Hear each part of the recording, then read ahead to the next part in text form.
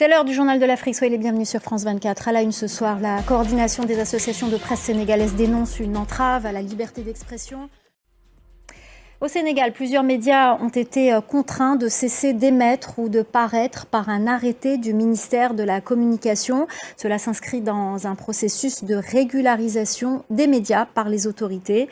La coordination des associations de presse sénégalaises dénonce une entrave à la liberté d'expression. La correspondance à Dakar d'Eliman Dao. La mission militaire des pays d'Afrique australe, la SADC, dans l'est de la République démocratique du Congo, a commencé mardi son évacuation de Goma.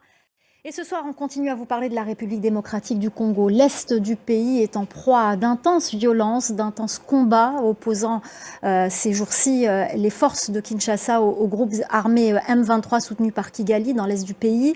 Dans le même temps, les processus de paix se multiplient, Doha, Washington et sur le continent également.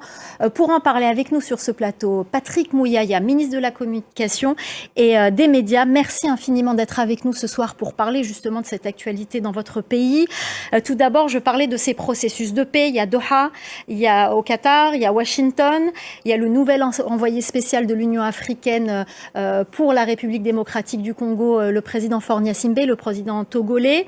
On est un peu perdu dans tous ces processus. Comment ça fonctionne? Est-ce que Doha et Washington sont liés?